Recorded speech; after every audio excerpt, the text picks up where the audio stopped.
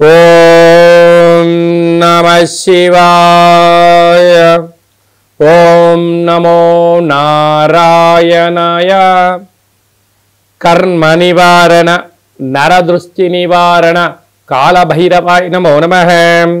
ఓం దిగంబరాయ విద్మహే సింహవాహనాయ ధీమహి తన్నో శ్రీ స్వర్ణాకర్షణ కాళభైరవ ప్రచోదయాత్. హరి ఓం. మా ఛానల్కి స్వాగతం. చూస్తున్న వీక్షకులకు, ప్రేక్షకులకు, ప్రియ కాళభైరవ భగవద్బంధులకి స్వాగతం పలుకుతూ, మమ్మల్ని ఎంతగానో ఆదరిస్తూ ఉండబడినటువంటి ప్రియ సోదర సోదరీమణులకు స్వాగతం పలుకుతూ, అందరికీ మకర సంక్రాంతి పండగ శుభాకాంక్షలు. అందరికీ ఆ మకర సంక్రమణంలో ఏడాది తర్వాత రవి భగవానుడు మకర రాశిలో సంచారం చేసినప్పుడు అందరికీ శుభాన్ని, జయాన్ని, ఆయురారోగ్యాలు ప్రసాదించాలని మనసారా కోరుకోవడం జరుగుతుంది.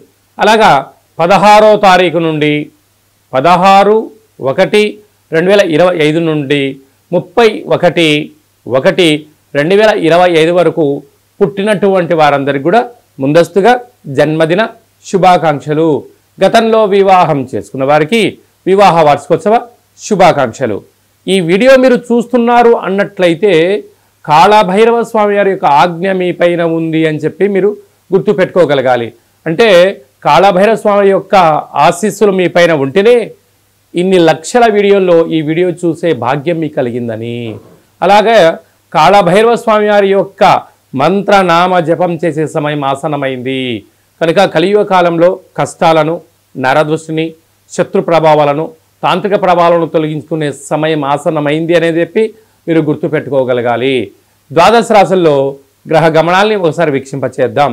ధనుసు రాశి వారు పుష్యమాస బహుళాష్టమి అమావాస్య బుధవారము ఉత్తరాషాఢ నక్షత్ర సందర్భంగా ఎలాంటి విధిని పాటించడం వలన జాతకంలో ఉండబడిన అర్ధాష్టమ రాహు, అష్టమంలో ఉండబడిన కుజదోషం తొలగిపోయి కష్టాలకు పులుస్తా పెట్టి ఐశ్వర్యానికి, ఆనందానికి స్వాగతం పలుకుతారో ఈ వీడియోలో సవివరంగా సంపూర్ణంగా తెలుసుకుందాం.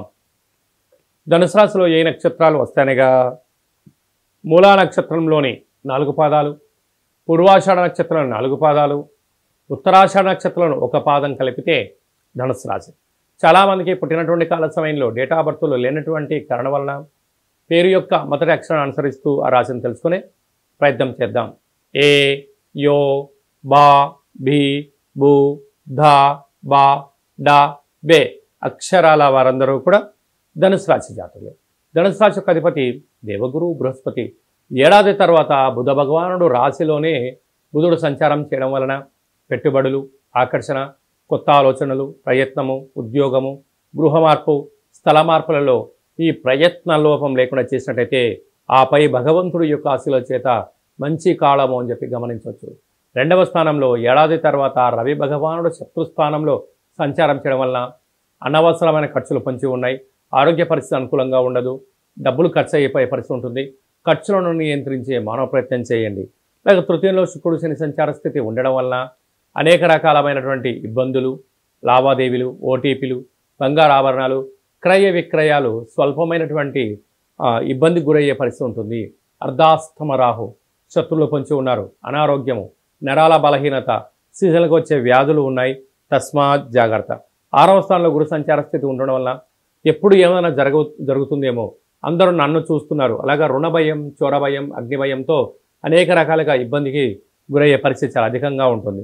అలాగే అష్టమంలో కుజ సంచార స్థితి ఉండడం వల్ల కొద్దిపాటి గ్రహాలు కూడా పెద్దగా అనుకూలించే పరిస్థితి లేవు కనుక మీ జన్మ నక్షత్రం రోజున అష్టమి, అమావాస్య తిథులు ఎందున ముఖ్యమైన పనులు పెట్టుకోవద్దు. రాతకోతలు కానీ, లావాదేవీలు కానీ, ముఖ్యమైన పనులు, సభలు వాయిదా వేసుకుని ఉత్తమోత్తంగా ఉండాలి. వాహన ప్రమాదాలు పొంచి ఉన్నాయి.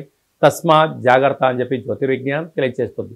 ఇలాంటి కాల సమయంలో ఒక కూష్మాండ దీపాన్ని వెలిగించి పూజామందిరంలో ఉంచి తదనంతరం ప్రవహించే నీటిలో కానీ తెల్లజిల్లి వృక్షం దగ్గర పెట్టడం వలన కుజదోషం, సర్పదోషం, నాగదోషాలను కూడా తొలగిపోతాయని చెప్పి గమనించాలి. ఈ వీడియో మీరు చూస్తున్నారు అన్నట్లయితే కాళభైరవ స్వామి యొక్క సేవకు సమయం ఆసన్నమైందని, కష్టాలకు ఈరోజుతో పులుస్తా పెడుతున్నారని, ఐశ్వర్యానికి ఆనందానికి స్వాగతం పలకబోయే సమయం ఆసనమైందని చెప్పి గుర్తుపెట్టుకోగలగాలి.